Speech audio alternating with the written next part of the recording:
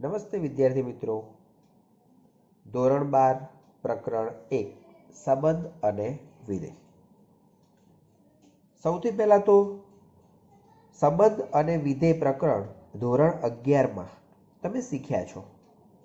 ત્યાં થોડાક પાયાના ખ્યાલો તમે સમજેલા છો. મિત્રો, હવે એનાથી થોડુંક વિશેષ આપણે અહીંયા ધોરણ 12માં અભ્યાસ કરવાનું છે.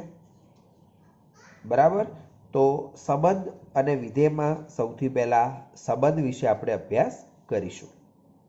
મિત્રો, પ્રકરણ ખૂબ જ અગત્યનું છે. એને તમારે ખૂબ સારી રીતે સમજવું પડશે અને એને યાદ રાખવું પડશે, કારણ કે એનો અન્ય જગ્યાએ પણ ઉપયોગ થશે એટલા માટે. તો ધોરણ 11માં આપણે શીખ્યા છીએ કે સંબંધ શું છે, વિધેય શું છે. બરાબર છે? તો આપણે સૌપ્રથમ સંબંધની વ્યાખ્યા જોઈએ. તો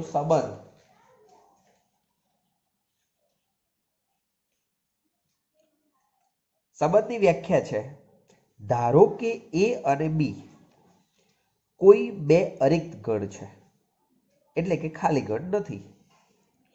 તો એ ક્રોસ બી, હવે કાર્તેજીય ગુણાકાર છે, ના કોઈ પણ ઉપગણને એ થી બી નો સંબંધ કહે છે. સમજો, અહીંયા એ ક્રોસ બી ના કોઈ પણ ઉપગણને એ થી બી નો સંબંધ કહે છે અને એ થી બી ના સંબંધને આપણે કેપિટલ આર વડે દર્શાવાય છે. તો જે સંબંધ આર જે છે તે શું હશે? એ ક્રોસ બી નો ઉપગણ હશે. ક્લિયર? હવે અહીંયા વાત થઈ એ અને બી માટેની, પરંતુ જો બી તરીકે એ પોતે હોય તો આપણે શું કરી શકીએ? તો કે જો બી બરાબર એ હોય તો સંબંધ આર ને એ પરનો સંબંધ કહે છે અથવા એ થી એ પરનો સંબંધ કહે છે. અહીંયા જેવી રીતે એ થી બી પરનો સંબંધ હતો એવી રીતે અહીંયા એ થી એ પરનો સંબંધ છે. હવે એ થી એ પરનો સંબંધ તમે કહો કે એકલા એ પરનો સંબંધ કહેશો, બંને વસ્તુ એકની એક જ થવાની છે. તો આ થઈ સંબંધની વ્યાખ્યા. હવે સંબંધની અંદર આપણે જુદા જુદા પ્રકારના કેવા સંબંધો હોય એનો આપણે અભ્યાસ કરવાનો છે. તો એ અભ્યાસ કરતા પહેલા આપણે રિક્ત સંબંધ અને સાર્વત્રિક સંબંધ શું છે એનો આપણે અભ્યાસ કરી લઈએ અને પછી આપણે આગળનો વિચાર કરીએ. તો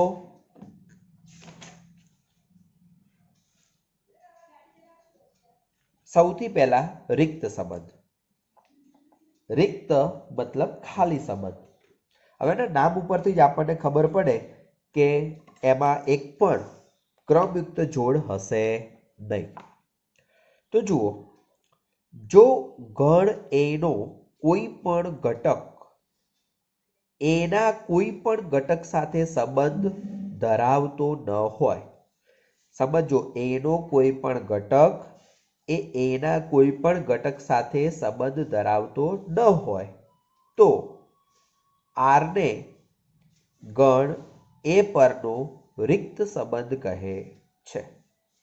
એટલે કે આર ઇક્વલ ટુ ફાઈ, અને ફાઈ જે છે તે એ ક્રોસ એનો ઉપગણ છે. બરાબર છે? તો આ થઈ ગયો રિક્ત સંબંધ. આપણે એને સમજી લઈએ ફરીથી. જુઓ, અહીંયા એક ગણ એ આપેલો છે, અહીંયા બીજો ગણ એ આપેલો છે. મિત્રો, અહીંયા એના જે ત્રણ ઘટકો છે એ આ એના ત્રણ ઘટકોમાંથી કોઈની સાથે કોઈ ઘટક સંબંધ ધરાવતા નથી. બરાબર છે? હવે કોઈ એક સામે કોઈની સાથે નથી જોડાતા, કે બે પણ નથી જોડાતા, કે ત્રણ પણ નથી જોડાતા. આનો મતલબ એ થયો કે એ થી એ પરનો સંબંધ કેવો મળશે? રિક્ત સંબંધ મળશે. એ થશે ફાઈ. તો આ થયું રિક્ત સંબંધ. એટલે કે રિક્ત સંબંધને આપણે ફાઈ તરીકે ઓળખીશું, જેમાં એક પણ ક્રમયુક્ત જોડ આવશે નહીં. હવે એના પછી છે સાર્વત્રિક સંબંધ. સાર્વત્રિક એટલે બધે બધું જ. તો આપણે સામાન્ય રીતે એવું સમજીએ છીએ કે સંબંધ એટલે A ક્રોસ A નો ઉપગણ, પરંતુ એ સંબંધ પોતે જ A ક્રોસ A હોય તો એવા સંબંધને આપણે કેવો સંબંધ કહીશું? સાર્વત્રિક સંબંધ કહીશું. તો જુઓ, જો ગણ A નો પ્રત્યેક ઘટક, પ્રત્યેક એટલે કે દરેક ઘટક એના દરેક ઘટક સાથે સંબંધિત હોય, ફરીથી એનો દરેક ઘટક એ એના દરેક ઘટક સાથે સંબંધિત હોય તો એ પર વ્યાખ્યાયિત સંબંધ R ને સાર્વત્રિક સંબંધ કહે છે.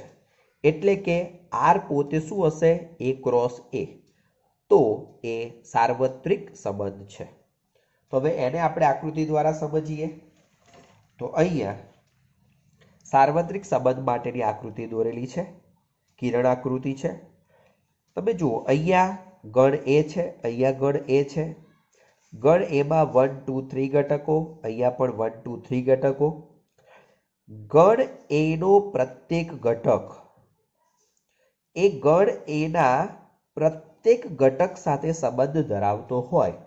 આનો મતલબ એ થયો કે 1 એ આ 1 2 અને 3 સાથે સંબંધ ધરાવે, 2 પણ 1 2 3 સાથે સંબંધ ધરાવે, અને 3 પણ 1 2 અને 3 સાથે સંબંધ ધરાવે. તમે જોઈ લો, અહીંયા 1 થી નીકળતી 3 લીટીઓ છે, સામે 3 સાથે જોડાયેલી છે. 2 માંથી નીકળતી 3 લીટીઓ રેડ કલરની છે, એ પણ 3 સાથે, અને 3 માંથી નીકળતી 3 લીટીઓ પણ 3 સાથે જોડાયેલી છે. તો આનો મતલબ એ થયો કે અહીંયા જે સંબંધ બતાવેલો છે એ સંબંધ કેવો સંબંધ છે? સાર્વત્રિક સંબંધ છે. એટલે કે R બરાબર A ક્રોસ A. તો આ થઈ સાર્વત્રિક સંબંધની વાત. મતલબ એનો પ્રત્યેક ઘટક એના પ્રત્યેક ઘટક સાથે સંબંધ ધરાવે. કોઈ એક પણ ઘટક સામે કોઈની સાથે સંબંધ ધરાવવાનો બાકી ન રહે, એનું ધ્યાન રાખવાનું છે. જો કોઈ એક ઘટક સાથે પણ સંબંધ બનાવવાનું બાકી રાખે તો એને સાર્વત્રિક સંબંધ કહી શકાય નહીં. તો આ હતું સાર્વત્રિક સંબંધનો ખ્યાલ. હવે એના પછીનું એક વિધાન છે, રિક્ત સંબંધ તથા સાર્વત્રિક સંબંધને ક્યારેક ક્યારેક સહજ કૌંસમાં ટ્રિવિયલ સંબંધ પણ કહે છે. કોની વાત છે?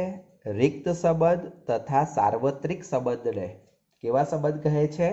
સહજ સંબંધ કહે છે. તો આનો મતલબ એવો થયો કે એના સિવાયના જે સંબંધો હશે એમને સહજ સંબંધ કહી શકાય નહીં. મિત્રો, હવે આને આપણે ઉદાહરણ દ્વારા સમજવા પ્રયત્ન કરીએ. તો જુઓ, અહીંયા ટોપિક આપી દેવાનો છે કે સંબંધોની સંખ્યા કેવી રીતે આપણે નક્કી કરી શકીએ તે. તો જો A તરીકે 1 2 3 3 ઘટકો છે, તો A ક્રોસ A તરીકે આપણે આ રીતે લખી શકીએ, છગડિયા કૌંસમાં 1 2 3 ક્રોસ છગડિયા કૌંસમાં 1 2 3. તો હવે A ક્રોસ A કાર્ટેશિયન ગુણાકાર તમને આવડે છે, જે તમે ધોરણ 11 માં શીખ્યા છો.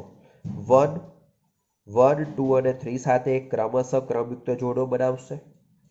2 પણ એમની સાથે ક્રમશઃ ક્રમયુક્ત જોડો બનાવશે, અને આ 3 પણ એમની સાથે ક્રમશઃ ક્રમયુક્ત જોડો બનાવશે. તો અહીંયા 3 ઘટકો હતા અને એના આધારે A ક્રોસ A માં કુલ 9 ઘટકો થયા. બરાબર. તો હવે આપણે જે પ્રમાણે જાણીએ છીએ એ પ્રમાણે સંબંધ એ A ક્રોસ A ના ઉપગણ તરીકે હોય. સંબંધ શું હશે? A ક્રોસ A ના ઉપગણ તરીકે. તો હવે વિચારો કે A ક્રોસ A માં કુલ 9 ઘટકો છે. હવે ગણમાં A ક્રોસ A ને આપણે હવે ગણ તરીકે વિચારીએ તો એમાં કુલ 9 ઘટકો છે. તો 9 ઘટકોનો કોઈ ગણ છે તો એના ઉપગણોની સંખ્યા કેટલી? તો ધોરણ 11 માં શીખ્યા એ પ્રમાણે 2⁹. હવે 2⁹, કારણ કે અહીંયા 9 ઘટકો છે, એના આધારે આપણે 2 ની 9 ઘાત કરી છે. બરાબર. તો કેટલા થાય? 512. આનો મતલબ એવો થયો કે ગણ A માં સમજો 3 ઘટકો છે, એને આપણે n ઘટકો લઈએ છીએ. તો એ પરના સંબંધોની સંખ્યા કેટલી થશે? 2n² થશે. આપણે એના ઘટકોને આધારે આ પદ લખ્યું છે, પરંતુ a ક્રોસ એના ઘટકોને જો તમે n તરીકે ઓળખો છો તો પછી 2n લખવું પડે, જે અહીંયા આપણે વાપર્યું છે એ પ્રમાણે. અને એના ઘટકોને આધારે લખતા હો તો 2n² લખવા પડે. બરાબર છે? બંનેમાંથી તમને જે રીતે કહ્યું હોય એ પ્રમાણે એને તમે લખી શકો છો. તો હવે જુઓ, અહીંયા ટોટલ 9 ઘટકો છે. તો એ 9 ઘટકોના ઉપગણો કયા કયા હોઈ શકે? તો સૌથી પહેલા આપણે સમજીએ કે ફાઈ એ દરેક ઘટકો માટે અથવા દરેક ગણ માટે ઉપગણ છે, એટલે એક સંબંધ આપણે ફાઈ લીધો છે. પછી R2 તરીકે લખ્યું, આમાંથી કોઈ પણ ઘટકો 3 લઈ લીધા છે. તમે એક ઘટકવાળા સંબંધો લઈ શકો, બે ઘટકવાળા 3, 4, 5, 6, 7, 8 અને 9 ઘટકો ધરાવતા સંબંધો લઈ શકો છો. તો અહીંયા R2 લખ્યા છે, એવી રીતે R3 લખ્યા છે, એવી રીતે R4 લખ્યા છે અને એ જ પ્રમાણે R5 લખ્યા છે. બરાબર? તો આ પ્રમાણે આપણે લખ્યા છે. એવી રીતે R5 પરથી આપણે અનંત સુધી, એટલે કે R512, કારણ કે ટોટલ 512 સંબંધ બને છે, તો એટલા માટે R512 પણ આપણે લખી શકીએ. તો જુઓ, અહીંયા આ રીતે જુદા જુદા સંબંધો આપણે બનાવી શકીએ છીએ. આ બધા જ સંબંધો ખરેખર શું છે? આ જે A ક્રોસ A છે, A ક્રોસ A ના ઉપગણો છે. તો જે આપણા માટે જુદા જુદા સંબંધો છે. અને આ પ્રમાણે આપણે સંબંધોની સંખ્યા બે પ્રકારે વિચારવાની થશે, ગણ એને આધારે અને A ક્રોસ A ને આધારે. બરાબર છે? તો આપણે આ પ્રમાણે બંને સૂત્રો યાદ રાખીશું. હવે મિત્રો ઉદાહરણ નંબર 1 અહીંયા આપેલું છે, ધ્યાનથી જોઈ લઈએ. મિત્રો, જે જે વસ્તુ હું બતાવી રહ્યો છું બધી જ તમારે નોંધી દેવાની છે. ઉદાહરણ 1, એની રકમ જુઓ. ધારો કે છોકરાઓની એક શાળાના બધા જ વિદ્યાર્થીઓનો ગણ A છે. સમજો, છોકરાઓની એક શાળા છે અને એના વિદ્યાર્થીઓનો ગણ A. એનો મતલબ એવો થયો કે ગણ એમાં ફક્ત છોકરાઓ આવશે. તો સાબિત કરો કે ગણ કેપિટલ A પરનો સંબંધ R બરાબર છગડીયા કૌંસમાં AB, જ્યાં A Bની બહેન છે, એ રિક્ત સંબંધ છે, એવું આપણે સાબિત કરવાનું છે. અને એવી જ રીતે એક બીજો સંબંધ આપ્યો છે, એ સાર્વત્રિક ગણ છે. બરાબર? એવું પણ આપણે સાબિત કરવાનું છે. તો સૌથી પહેલા આપણે R ને જોઈએ. હવે આપણને એટલી તો ખબર છે કે ગણ એમાં ફક્ત ને ફક્ત છોકરાઓનો ગણ આપેલો છે. હવે છોકરાઓનો ગણ હોય તો કોઈ કોઈની બહેન હોઈ શકે કે ના હોઈ શકે? તો જો આપણે એનો જવાબ જોઈએ. અહીં છોકરાઓની શાળા હોવાથી આ શાળાનો એક પણ વિદ્યાર્થી અન્ય કોઈ પણ વિદ્યાર્થીની બહેન હોઈ શકે નહીં. બરાબર? આનો મતલબ એવો થયો કે કોઈ પણ એક છોકરા સાથે બીજા છોકરાનો સંબંધ બનશે નહીં, કારણ કે કોઈ કોઈની બહેન નથી. એટલા માટે R તરીકે શું મળશે? 5 મળશે. એટલે કે R શું દર્શાવે છે? રિક્ત સંબંધ દર્શાવે છે. તો આ થયું આ પહેલા સંબંધ માટેની વાત. હવે બીજો સંબંધ આપણે જોઈએ. R' બરાબર AB, જ્યાં A અને B વચ્ચેની ઊંચાઈનો તફાવત 3 મીટર કરતાં ઓછો છે. આનો મતલબ એવો થયો કે A ની ઊંચાઈ અને B ની ઊંચાઈની બાદબાકી કરીએ તો એ 3 કરતાં ઓછી મળે. બરાબર? હવે 3 મીટરનો મતલબ એવો થાય કે અંદાજે 9 થી 10 ફૂટ. આપણે જાણીએ છીએ કે કોઈ પણ વ્યક્તિની ઊંચાઈ 9 થી 10 ફૂટ હોઈ શકે જ નહીં. પહેલી વાત, આનો મતલબ એવો થયો કે કોઈ પણ બે વિદ્યાર્થીઓની ઊંચાઈનો તફાવત લઈએ તો એ તફાવત હંમેશા 3 મીટર કરતાં કેવો હશે? ઓછો હશે. આનો મતલબ એવો થયો કે શાળાના જેટલા પણ વિદ્યાર્થીઓ છે એમાંથી કોઈ પણ બેનું જૂથ લઈએ તો એમની ઊંચાઈનો તફાવત હંમેશા 3 મીટર કરતાં ઓછો મળશે. તો જુઓ, અત્રે એ પણ સ્વયં સ્પષ્ટ છે કે પ્રાકૃતિક રીતે શાળાના કોઈ પણ બે વિદ્યાર્થીઓની ઊંચાઈનો તફાવત 3 મીટર કરતાં ઓછો જ હોય. આ સત્ય દર્શાવે છે કે r' = a ક્રોસ a, અને એ શું થશે? સાર્વત્રિક સંબંધ થશે. તો આ પ્રમાણે આપણે ઉદાહરણ 1ને સમજી શકીએ છીએ કે એક ગણ phi મળે છે અને એક ગણ જે છે કેવો છે? સાર્વત્રિક મળે છે, એટલે કે એક રિક્ત સંબંધ છે, એક સાર્વત્રિક સંબંધ છે. હવે આપણે એ જોઈએ કે સંબંધોને દર્શાવવાની કુલ રીતો કેટલી છે. તો જુઓ, સંબંધોને દર્શાવવાની કુલ 3 રીતો છે. પહેલી રીત છે યાદીની રીત, બીજી છે ગુણધર્મની રીત અને ત્રીજી છે કિરણ આકૃતિની રીત. ત્રણેય રીતો આપણે ધોરણ 11માં શીખી ગયા છીએ. જે પણ સંબંધ છે, યાદીની રીત મતલબ અંદર આવતી દરેકે દરેક ઘટકોને આપણે નોંધવા પડે, એની યાદી બનાવવી પડે. ગુણધર્મમાં કોઈ એક વાક્ય સ્વરૂપે ગુણધર્મનો ઉપયોગ કરીને આપણે એમને લખી દઈએ છીએ. અને કિરણ આકૃતિની રીત તો જે હાલ જ આપણે હમણાં શીખ્યું, રિક્ત સંબંધ માટે અને ખાલી સંબંધ, સાર્વત્રિક સંબંધ માટે જે આકૃતિ દોરી છે એ કેવી છે? કિરણ આકૃતિની રીત છે. તો આ 3 રીતે આપણે સંબંધને દર્શાવી શકીએ છીએ. હવે એના પછી બીજી એક નોંધ છે કે xy belongs to R. આ શું દર્શાવે છે? કે x નો y સાથેનો સંબંધ છે, માટે એ R સંબંધમાં આ ક્રમયુક્ત જોડ આવશે. હવે x નો y સાથેનો સંબંધ છે તો એને આપણે સંકેતમાં આવી રીતે પણ લખી શકીએ છીએ, x રિલેશન ટુ y, એટલે કે x નો y સાથેનો સંબંધ છે. તો આ રીતે પણ એને દર્શાવાય છે. બરાબર છે? તો મિત્રો, આ હતી સંબંધની પ્રાથમિક માહિતી. હવે સંબંધના પ્રકાર.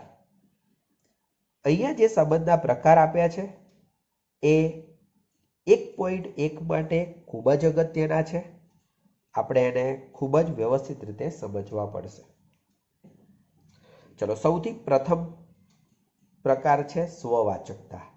પરંતુ સ્વવાચકતા લખતા પહેલા અહીંયા જે આપ્યું છે ગણ એ પર વ્યાખ્યાયિત સંબંધ R માટેનો વિચાર કરીએ છીએ. એટલે જે પણ સંબંધ R છે એ કયા ગણ ઉપર વ્યાખ્યાયિત છે? એ ઉપર વ્યાખ્યાયિત છે. આનો મતલબ એવો થયો કે જેટલી પણ ક્રમયુક્ત જોડો આવશે એ ક્રમયુક્ત જોડોનો પ્રથમ અને દ્વિતીય ઘટક એ ગણ એ નો ઘટક હશે. ક્રમયુક્ત જોડ આખી સંબંધ R નો ઘટક કહેવાય. ફરીથી, ક્રમયુક્ત જોડ જે છે તે સંબંધ R નો ઘટક કહેવાશે. જ્યારે એકલા A કે એકલા B આપણે વિચારીએ તો એ કોના ઘટક કહેવાશે? ગણ A ના ઘટક કહેવાશે. બરાબર? એટલે યાદ રાખજો એ પ્રમાણે. હવે સ્વવાચકતા. સ્વવાચકતા સંબંધ ખરેખર શું છે? તો જુઓ, જો પ્રત્યેક small a belongs to capital A માટે, મિત્રો ગણ A માં આવેલા દરેકે દરેક ઘટકો માટેની વાત છે. દરેકે દરેક ઘટક માટે પોતાની સાથે સંબંધ બનતો હોય. સમજો, પોતાની સાથેનો સંબંધ બનતો હોય, એટલે કે એ બિલોંગ્સ ટુ R હોય તો ગણ A પર વ્યાખ્યાયિત સંબંધ R ને સ્વવાચક સંબંધ કહે છે. ફરીથી એક વખત ધ્યાનથી જોઈ લઈએ. ગણ A માં રહેલો દરેક ઘટક માટે પોતાની સાથેનો સંબંધ R માં આવેલો હોય તો એનો B ની સાથેનો સંબંધ છે કે નહીં એનાથી આપણને કોઈ ફરક અહીંયા પડતો નથી, પરંતુ એનો એની સાથે સંબંધ હોવો જોઈએ. તો આપણે એને કેવો સંબંધ તરીકે ઓળખીશું? સ્વવાચક સંબંધ તરીકે ઓળખીશું. બરાબર. આપણે એને ઉદાહરણ દ્વારા સમજીએ. તો જુઓ, ઉદાહરણ દ્વારા સમજવા માટે અહીંયા જે આપણે આગળ જ જે ઉદાહરણ લીધું છે એનો જ આપણે ઉપયોગ કરીએ. અહીંયા ગણ એ હતો. મિત્રો, આ ઉદાહરણ તમે નોંધેલું હશે તો એના આધારે ખાલી કોણ સ્વવાચક સંબંધ છે આપણે એટલું જ ખાલી નોંધીશું. આ તો સમજવા માટે હું તમને અહીંયા બતાવી રહ્યો છું. એ તરીકે 1 2 3 છે અને એ ક્રોસ એ તરીકે આ રીતે તમને આપેલું છે અને અહીંયા જુદા જુદા આપણે સંબંધો બતાવેલા છે. તો આપણી પાસે 1 2 અને 3 ત્રણ ઘટકો છે. તો સ્વવાચક સંબંધ બનવા માટે 1 નો 1 સાથેનો સંબંધ, 2 નો 2 સાથેનો સંબંધ અને 3 નો 3 સાથેનો સંબંધ એ આરમાં હોવા જોઈએ. એમના સિવાયના કોઈ સંબંધો હોય તો ચાલે, ન હોય તો પણ ચાલે, પણ પેલા ત્રણ તો હોવા જ જોઈએ. જો એમાંથી કોઈ એક પણ સંબંધ ન હોય તો આપણે એને સ્વવાચક સંબંધ કહી શકીશું નહીં. તો જોઈએ, અહીંયા 5 છે મતલબ સંબંધો અંદર નથી. અહીંયા 1 1 દેખાય છે પરંતુ 2 2 કે 3 3 દેખાતા નથી, તો આ પણ સ્વવાચક નથી. આ જોઈએ તો 1 1 છે, 2 2 છે, 3 3 છે, તો આને આપણે સ્વવાચક સંબંધ કહી શકીએ. મિત્રો, આની અંદર સાથે 2 3 આપેલા હોય કે 1 3 આપેલા હોય તો એનાથી આપણને કોઈ ફરક પડતો નથી, પરંતુ જે સંબંધ આપેલા છે એ 1 1 2 2 અને 3 3 હોવા જોઈએ. ચલો, એ જ પ્રમાણે મતલબ R3 તો સ્વવાચક સંબંધ થઈ ગયો. ચલો, R4 અંદર 1 1 નથી કે 2 2 નથી કે 3 3 નથી, માટે R4 સ્વવાચક નહીં થાય. R5 જોઈએ, 1 1 છે, 2 2 છે, પરંતુ આમાં 3 3 નથી, તો માટે R5 પણ સ્વવાચક સંબંધ થશે નહીં. તો અહીંયા તમને આપણા માટે R3 જે છે એ જ ફક્ત સ્વવાચક સંબંધ થાય. તો મિત્રો, સ્વવાચકની વ્યાખ્યા તમે નોંધી હશે. આ ઉદાહરણ પ્રમાણે આપણે એમાં નોંધી દઈશું કે R3 એ બરાબર 1 2 3 માટે R3 એ સ્વવાચક સંબંધ છે. તો મિત્રો, સ્વવાચક સંબંધમાં તમને ખબર પડશે, બરાબર, પોતાની સાથેનો સંબંધ આરમાં હોવો જોઈએ. અન્ય સંબંધો હોય તોય બરાબર છે, ન હોય તોય બરાબર છે. ચલો, હવે એના પછી છે સંબિત સંબંધ. આટલું પર જોઈએ. જો પ્રત્યેક A1 અલ્પવિરામ A2 બિલોંગ્સ ટુ A માટે, મતલબ ગણ એમાં આવેલા હોય એવા જ ઘટકોનો આપણે વિચાર કરવાનો છે. માટે A1 A2 ક્રમયુક્ત જોડ બિલોંગ્સ ટુ R. આનો મતલબ એવો થયો કે કોઈ ક્રમયુક્ત જોડ આરમાં આવેલી છે, કોઈ ક્રમયુક્ત જોડ આરમાં આવેલી છે, તો એમની ઉલટી ક્રમયુક્ત જોડ A1 A2 હતા તો અહીંયા A2 A1 belongs to R, તો કે A2 A1 પણ જો આરમાં આવે તો ગણ એ ઉપર વ્યાખ્યાયિત સંબંધ R સંબિત સંબંધ છે. એટલે કે કોઈ ક્રમયુક્ત જોડ આરમાં છે તો એની ઉલટી ક્રમયુક્ત જોડ પણ આરમાં હોય તો જ આરને સંબિત સંબંધ કહેવાય. એટલે કે સંબંધ આરમાં જેટલી પણ ક્રમયુક્ત જોડો આવેલી છે એમની ઉલટી ક્રમયુક્ત જોડો પણ અંદર હોવી જોઈએ, તો જ એવા સંબંધ આરને આપણે સંબિત સંબંધ કહીશું. તો મિત્રો, ફરીથી આપણે એને ઉદાહરણ દ્વારા ચેક કરીએ. તો ગણ એ તરીકે 1 2 3. મિત્રો, ઉદાહરણમાં તમે આ લખી શકો છો કે એ તરીકે 1 2 3, બરાબર, અને એના આધારે જે સંબંધ આવે છે એકલો સંબંધ તમે ઉલ્લેખ કરી શકો છો. તો ચલો, સૌથી પહેલા R1 તરીકે 5 છે. હવે 5 છે એટલે કે એમાં કોઈ જ ક્રમયુક્ત જોડ આવેલી નથી. હવે કોઈ જ ક્રમયુક્ત જોડ નથી આવેલી તો સ્વાભાવિક છે કે A1 A2 belongs to R જ નથી, તો પછી A2 A1 belongs to R થાય તે જરૂરી નથી. તો આનો મતલબ એવો થયો કે R1 એ સંબિત સંબંધ થાય. ચલો R2 નો વિચાર કરીએ. 1 1 તો એના ઉલટા 1 1 એ છે. 1 3 તો એના ઉલટા 3 1. જુઓ 3 1 આમાં નથી કોઈ જગ્યાએ. તો આનો મતલબ કે R2 સંબિત થશે નહીં. R3 ચલો 1 1 એના ઉલટા 1 1 છે. 2 2 એના ઉલટા 2 2 છે. 3 3 એના ઉલટા 3 3 પણ છે. એના સિવાય તો કોઈ ક્રમયુક્ત જોડ છે જ નહીં. તો R3 પણ સંબિત થશે. R1 સંબિત થયા, R3 થયા.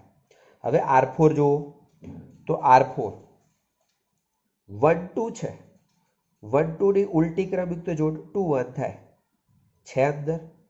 2 1 જોઈએ તો 2 1 ની ઉલટી કરીએ તો 1 2. એ બંને ક્રમયુક્ત જોડ એકબીજાથી ઉલટી છે તો આ પણ સંબિત સંબંધ થાય. R5 જોઈએ 1 1 છે, 1 2 છે, 2 1 છે, 2 2. તો જુઓ 1 1 તો ઓકે છે, 2 2 પણ ઓકે છે. 1 2 માટે ઉલટી ક્રમયુક્ત જોડ 2 1 અંદર આવેલી છે. બરાબર, બીજી કોઈ ક્રમયુક્ત જોડ એવી છે જ નહીં કે એમની ઉલટી ન આવેલી હોય. તો R5 પણ સંબિત સંબંધ થાય. તો આપેલા સંબંધોમાં ખાલી R2 સંબંધ સંબિત સંબંધ થતો નથી. R2 સિવાયના દરેકે દરેક સંબંધો સંબિત સંબંધ થાય છે. ઓકે, તો આપણે એને જોઈ લઈએ. તો જુઓ R1 R3 R4 R5 Sambit સંબંધ છે. બરાબર, 4 સંબંધો. તો મિત્રો તમે અહીંયા A બરાબર ગણ લખી શકો છો. R1 તરીકે જે હોય, R3 તરીકે, R4 અને R5 તરીકે જે સંબંધો છે એને તમે અહીંયા લખી શકો છો જો લખવા હોય તો. હવે ત્રીજો સંબંધ છે પરંપરિત સંબંધ. પ્રત્યેક A1 A2 A3 belongs to A. મતલબ એમાં આવેલા હોય એવા ઘટકોની વાત છે. જોજો, એક ક્રમયુક્ત જોડ A1 A2 belongs to R. તેને અનુરૂપ બીજી ક્રમયુક્ત જોડ A2 A3 belongs to R. આ બંને ક્રમયુક્ત જોડો R માં હોય. જોજો, A1 A2 અને A2 A3 બંને ક્રમયુક્ત જોડો શામાં હોય? R માં હોય. તો તેમને અનુરૂપ ત્રીજી ક્રમયુક્ત જોડ A1 A3, મતલબ આ A2 A2 ઘટક દૂર થઈ જશે. પહેલાનો છેલ્લાની સાથેનો સંબંધ A1 A3 belongs to R મળે. ફરીથી આ બંને ક્રમયુક્ત જોડો R માં હોય તો તેમને અનુરૂપ આ ત્રીજી ક્રમયુક્ત જોડ પણ R માં હોય તો ગણ A પર વ્યાખ્યાયિત સંબંધ R ને પરંપરિત સંબંધ કહે છે. બરાબર, ધારો કે આ બે માંથી ચલો આ એક જ ક્રમયુક્ત જોડ ખાલી આપી છે તો પછી મિત્રો એને કશું વિચારવાનું રહેતું નથી. પણ એક ક્રમયુક્ત જોડ અને એને અનુરૂપ બીજી ક્રમયુક્ત જોડ હોય તો જ ત્રીજી ક્રમયુક્ત જોડ વિચારવાની વાત આવે. તો આપણે એવા સંબંધને પરંપરિત સંબંધ કહીએ છીએ. તો પરંપરિત સંબંધ માટે ફરીથી એનું એ જ ઉદાહરણ આપણે ચેક કરીએ. ચલો R1. તો R1 ની અંદર 5 છે. હવે 5 છે એનો મતલબ કે બે ક્રમયુક્ત જોડો જ નથી તો ત્રીજાનો કોઈ વિચાર કરવાની વાત નથી આવતી. એનો મતલબ કે એ હંમેશા શું થશે? પરંપરિત સંબંધ થશે. ચલો R2 જોઈએ. R2 માટે આપણે વિચારીએ 1 1 1 1 ની સાથે 1 3 છે. તો 1 1 અને 1 3 ને અનુરૂપ 1 3 પહેલો અને ત્રીજો આ ઘટક થાય તો 1 3 અંદર આવેલા છે. ઓકે, તો એક વસ્તુ શક્ય છે. ચલો બીજી એવી બેની કોઈ જોડ બને છે? 1 1 કે 2 3 જોડ નથી બનતી કારણ કે આ ઘટક અને આ ઘટક સરખા નથી. આ બંનેની પણ કોઈ જોડ બનતી નથી. કેમ? આનો ઘટક 3 આનો ઘટક 2 સરખા નથી કે આની અને આની કોઈ જોડ બનતી નથી. તો મિત્રો એક જ જોડ બને છે અને એમને અનુરૂપ જે તે પદ અંદર આવેલું છે તો R2 પણ પરંપરિત કહેવાય. ચલો R3. R3 પણ પરંપરિત થશે. કેમ? કારણ કે 1 1 છે એને અનુરૂપ પાછળનો ઘટક અહીંયા 1 છે તો આગળનો ઘટક 1 આવતો હોય એવી બીજી કોઈ ક્રમયુક્ત જોડ અહીંયા આવેલી નથી, બરાબર છે। એવી રીતે 2 2 3 3 તો એમને એક ક્રમયુક્ત જોડ માટે બીજી કોઈ ક્રમયુક્ત જોડ નથી, તો ત્રીજી ક્રમયુક્ત જોડનો વિચાર કરવાનો રહેશે નહીં, તો માટે R3 પણ પરંપરિત સંબંધ કહેવાય। R4 1 2 છે એને અનુરૂપ અહીંયા 2 1 આપ્યા છે, તો જુઓ 1 2 અને 2 1 ને આપણે આરમાં વિચાર કરીએ છીએ તો આ બંને ઘટક સરખા છે, તો મિત્રો એ પ્રમાણે 1 નો 1 સાથેનો સંબંધ આરમાં હોવો જોઈએ।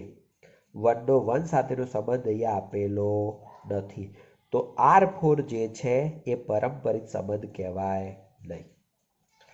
ચલો એવી રીતે R5 વિચારીએ તો 1 1 અને 1 2, તો 1 નો 2 સાથેનો સંબંધ બને છે।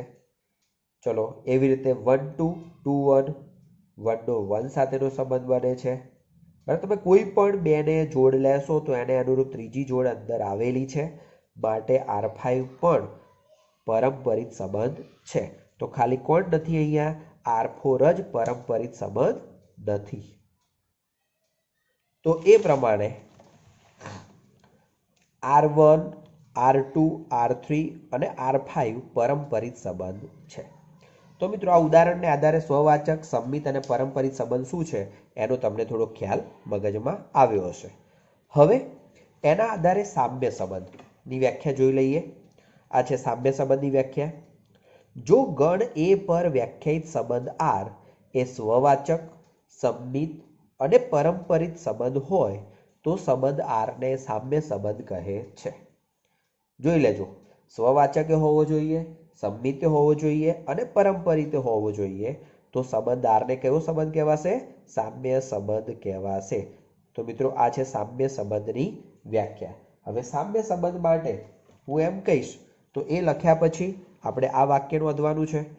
જો સંબંધ R સામ્ય સંબંધ હોય તથા AB belongs to R હોય તો A સામ્ય B લખાય, એટલે કે A B ની સાથે સામ્ય છે, એટલે કે A B ને સામ્ય છે એમ વંચાય। તો મિત્રો આ પણ એની સાથે આપણે લખીશું, એટલે કે કોઈ પણ બે ઘટકો વચ્ચે સામ્ય સંબંધ છે આ એનો સંકેત બતાવેલો છે। તો આ લેક્ચરમાં મિત્રો આપણે આટલું રાખીએ છીએ, અને પછીના વિડીયોમાં આપણે એનાથી આગળ ઉદાહરણોનો અભ્યાસ કરીશું। Thank you.